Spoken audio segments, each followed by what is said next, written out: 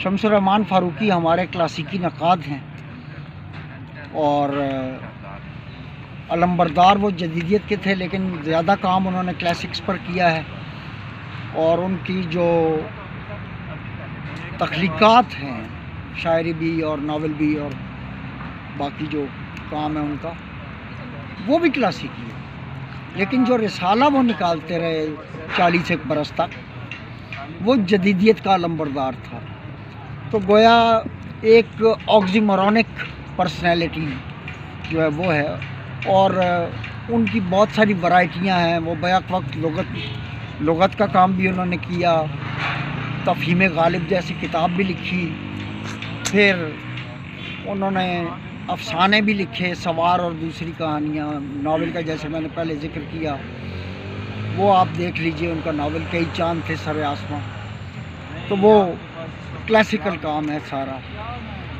لیکن اپنے رسالے میں انہوں نے جدیدیت کو بہت زیادہ پروموٹ کیا،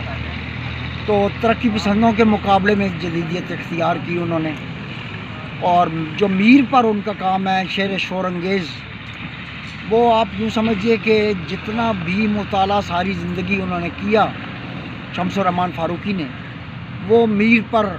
انہوں نے لاگو کر دیا، اور میر کے اشعار سے ایسے ایسے معنی نکالے کہ سر گھوم جاتا ہے۔ تو گویا جو شمس الرحمان فاروقی کا بنیادی کام ہے وہ کلاسیکی کام ہے، جو ان کی کریشن ہے وہ بھی کلاسیکل ہے، اور بعد میں انہوں نے جو کام کیا اقبال پہ، انگریزی میں ان کا کام جو ہے وہ آپ دیکھیے۔ تو اس طرح اتنی زیادہ ملٹائی لیئرل پرسنالٹی ہمارے یہاں بہت کم ہوئی ہے۔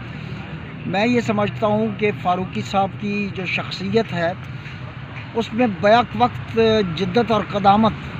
وہ گندی ہوئی تھی، اسی لیے ان کا کام جو ہے وہ جدید بھی ہے، اور قدیم تو نہیں کہنا چاہیے، کلاسیکی بھی۔ تو میں یہ سمجھتا ہوں کہ ان کا جانا جو ہے وہ ہمارے لیے ایک بہت بڑا نقصان ہے۔ بے پناہ پڑھے لکھے آدمی تھے، بہت عمدہ تخلیقات انہوں نے چھوڑی، جن میں ان کے افسانے اور ناول موجود ہے۔ وارث علوی اور مظفر علی سید کے بعد، اور بلکہ سب سے پہلے حسن عسکری، پھر وارث علوی، پھر مظفر علی سید، اور پھر شمس الرحمان فاروقی کا جانا جو ہے ہمارے اردو ادب کے لیے بہت بڑا نقصان ہے۔ اور میں یہ سمجھتا ہوں کہ اس طرح کے شخص کا ہونا ادبی برادری میں ایک نعمت ہے، اور اللہ ان کو جوار رحمت میں جگہ دے اور ان کے درجات جو ہیں وہ بلند ہوں۔ تو ان سے بیک وقت اتفاق اور اختلاف کیا جا سکتا ہے، لیکن ظاہر ہے ہم ایک تعزیتی ریفرنس کے حوالے سے انہیں یاد کر رہے ہیں، تو ان کی یاد جو ہے وہ ہمارے دلوں میں ہمیشہ رہے گی۔ انہوں نے جدید شاعروں پہ بھی لکھا، کافی لوگوں پہ، بلکہ میری اپنی نظم جو تراش ہے اس پر بھی انہوں نے اپنی رائے دی، جو علی اکبر ناطق نے انہیں بھیجی تھی کتاب، جو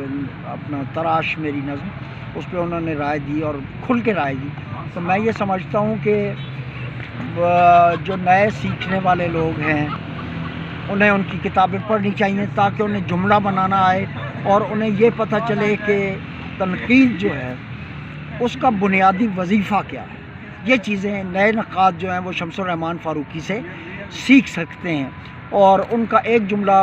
بہت اچھا ہے کہ مابعد جدیدیت فلسفہ نہیں، ایک رجحان اور ایک رویے کا نام ہے